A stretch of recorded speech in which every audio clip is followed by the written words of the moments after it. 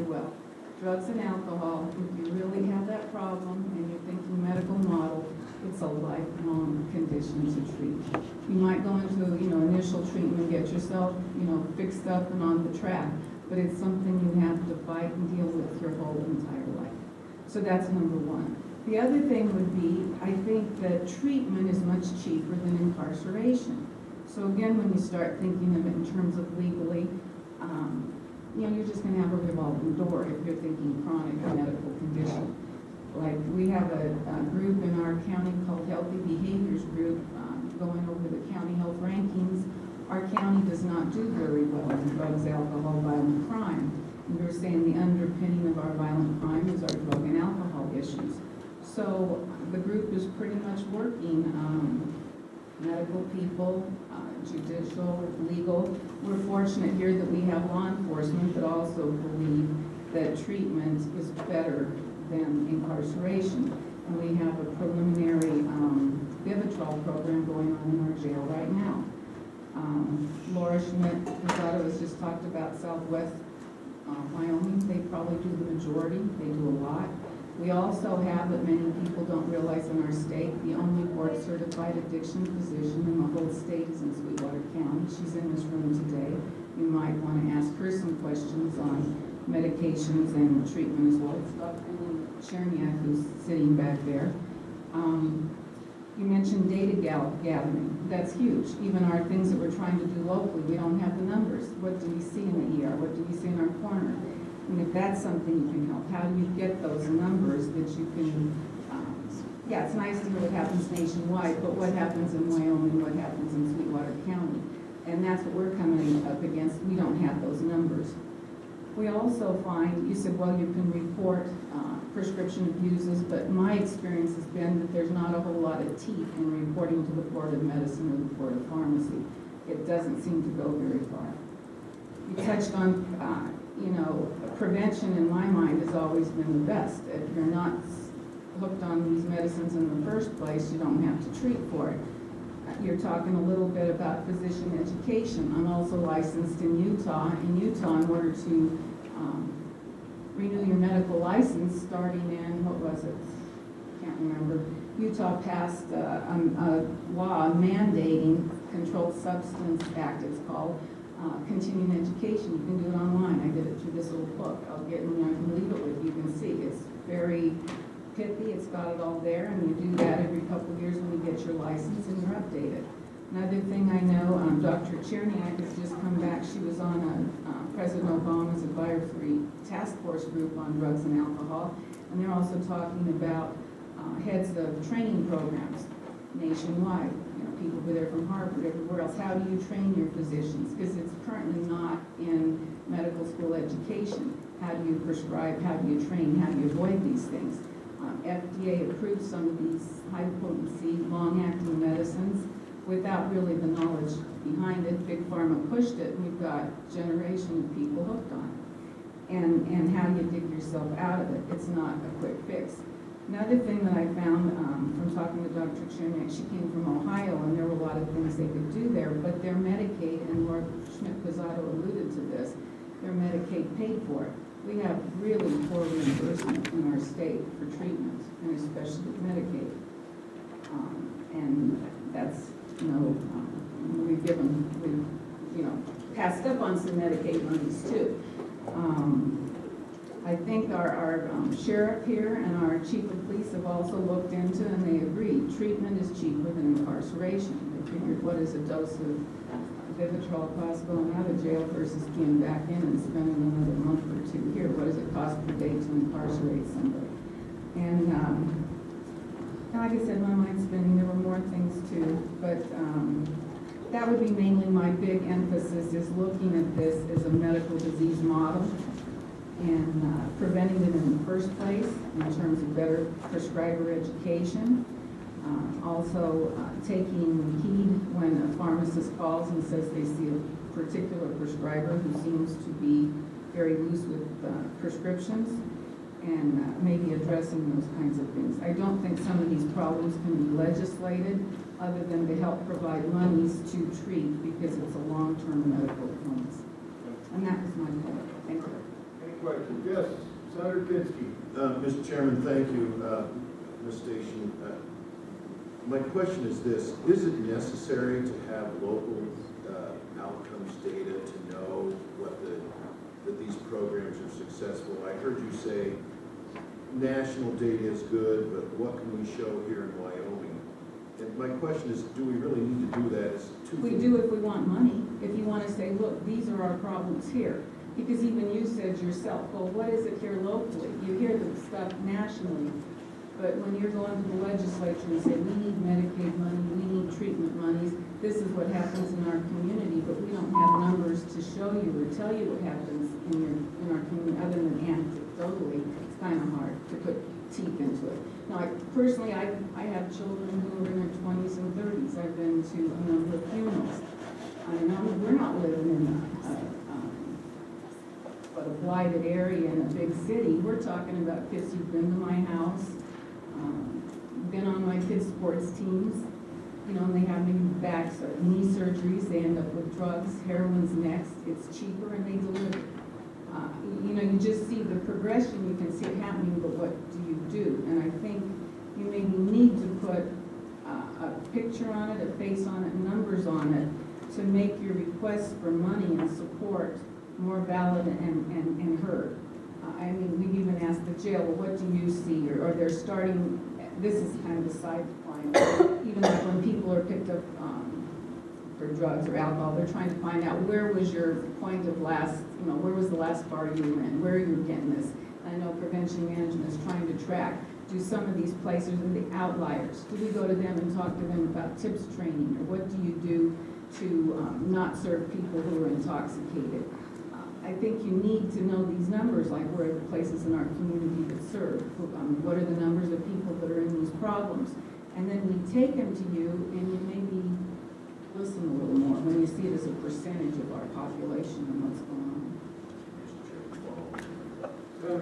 I appreciate that. You're talking to a legislator who doesn't feel you need to have evidence, particularly in Sweetwater County, if there's nationally validated. Okay, well, that's nice. That would be great. It'd be a lot easier.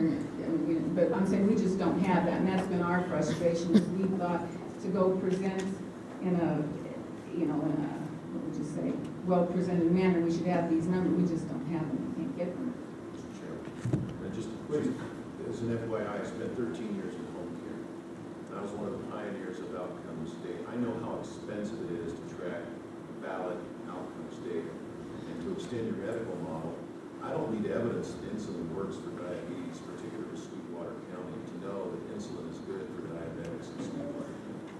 So I'm just asking for the treatment group to bring us some of this evidence nationally. I'm looking for it myself. I mean, there's a group called Right on Crime that's been tracking some of this. You said law enforcement. ICOP, the International Chiefs of Police, is tracking this. So there's a huge movement in your direction. I'm just looking for the data to show to other legislators this program would pay for itself.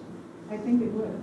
But that's it. How do we get to be able to prove that it would pay for itself and to take it to the legislature and say, put more money into Medicaid. Put more, I mean, I'm saying Medicaid because that's a lot of the folks that we see. Private insured people aren't in the same kind of situation. I mean, that's not what Southwest is doing. It's not what our hospitals are doing. Dr. Cherniak's at the hospital. I know Grant Christensen's here. He's on the hospital board as well. I mean, paying for all of this is not cheap, but the alternative is even pricier, I think. Any other questions, Doctor? And I do think you should take advantage of Dr. Cherniak too. Any questions of the doctor from the phone side on the committee? Okay. Thank you. Thank you. Public comment. Mr. Odekoven.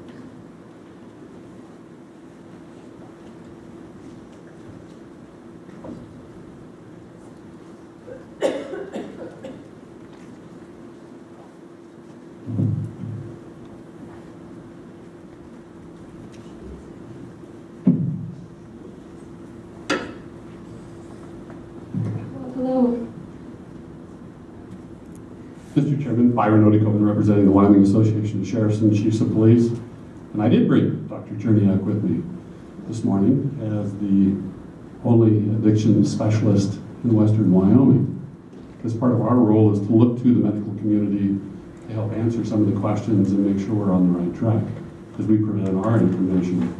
So let me address a couple of quick points because we're here on opioid, or the first part is on opioids and Narcan or naloxone, if you will, and then turn it over to Dr. Cherniak because I believe she has some overall comments that'll help the committee as well.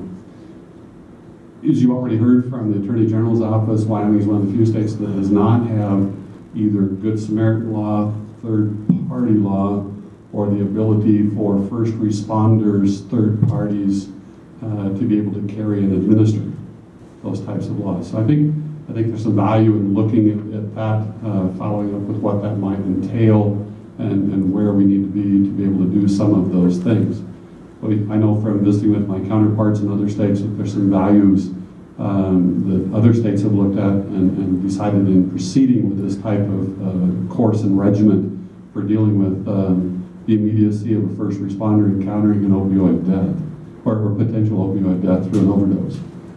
So I appreciate the opportunity, look forward to working with the committee on that and helping. With that, there as we've already heard, there's some significant costs as well as some significant training that we need to go with it. It's not something that can just be undertaken lightly to proceed with. So I'd be happy to work with you on that. And with your indulgence, Mr. Chairman, I would turn it over to Dr. Cherniak. Thank you, Mr. Odegaard. Well, hello, it's very nice meeting everyone. My name is Elena Cherniak. I'm a physician. I'm board certified in family practice, and I'm board certified in addiction medicine. I represent the Memorial Hospital of Sweetwater County. Currently, we are doing inpatient detoxes in the hospital, and we are providing outpatient services there as well. And I utilize the breadth of medication-assisted treatment medication in the outpatient clinic. And today I was asked to talk to you a little bit specifically about the Narcan, naloxone. It's a life-saving measure, and I have provided you with just a few handouts that you could review with me. I will greatly appreciate it. So I would like to draw your attention with respect to people who are at risk of opioids. The people who are at risk are those who have a history of alcohol and other substance abuse. There is high daily they're the ones who use high daily doses of opioids. Oftentimes they switch from one opioid to another, and they could be using any type of opioid for pain in addition to a sedative medication, any type of opioid for pain in addition to an antidepressant medication, any type of opioid for pain, and might have some breathing problems, some kidney problems, liver disease, and other conditions. So this is a large amount of population that is not just the ones who have substance abuse problems.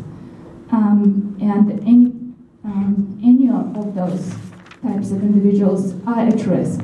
So naloxone and Narcan as life-saving measures.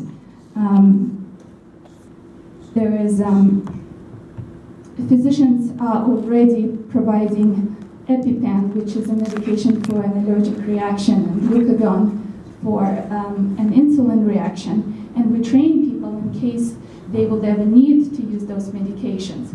So one of the things that I did is I reviewed some of the legal overview of naloxone and pulled some data from other states. So prescribing to one's own patient is considered fully to be consistent with state and federal laws regulating prescription drugs. The risk of liability is no higher than with any other medication, and maybe even lower than some. And many states have passed laws further limiting liability for naloxone prescription.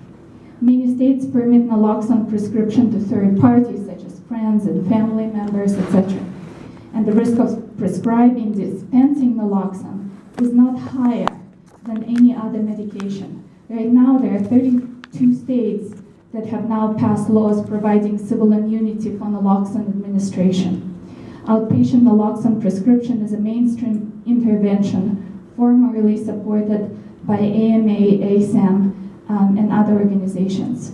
A recent review found no cases of suits filed against prescribers or dispensers for outpatient naloxone. Naloxone is not a medication that can be abused or that anybody would want to take for a recreational purpose.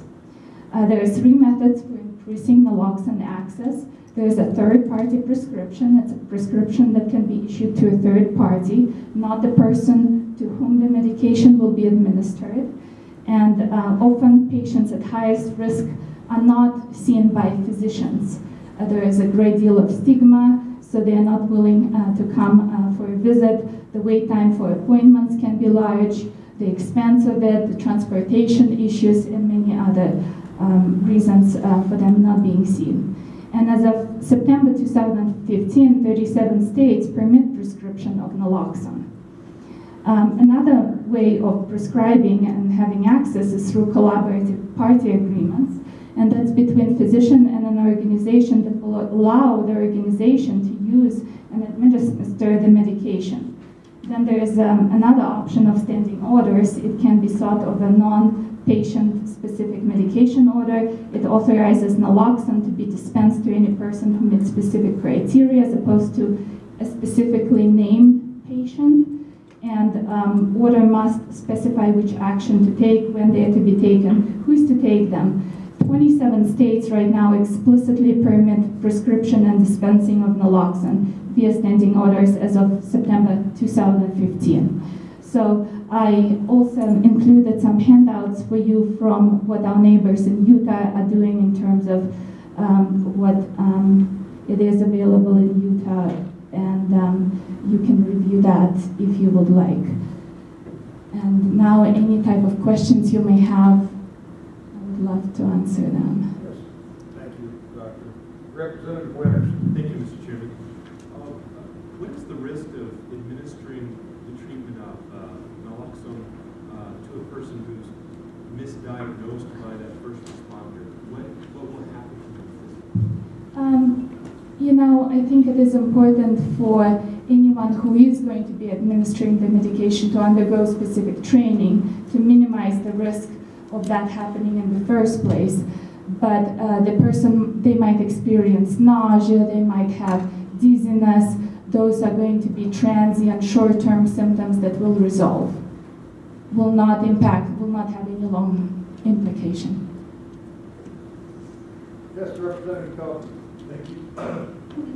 Doctor, what's your opinion of the approach taken by some states to allow over-the-counter sale of naloxone? I think that I'm in favor of that. I think it's a life-saving remedy, and as I said, it doesn't carry an abuse potential, and it's a lot safer than a lot of over-the-counter medications that are currently over-the-counter. So I'd be in favor of it. But I think in particular, our paramedics, our police, I think should be able to have that, since they're the first responders on a scene. When a person is in actual overdose, they most likely be the ones to first encounter that person and possibly save their lives.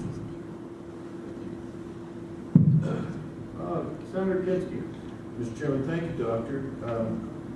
I wonder if you might be able to, well, now I'm talking about treatments and outcomes, if you might be able to provide to us data, clinically validated studies from other states that compare the cost of treatment, the success ratio versus the cost of prison and the success ratio there. Prisons have about a 70% failure rate, and we're hearing it's the converse, at least in Sweetwater County, the Southwest Counseling Firm, they have a 70% success rate.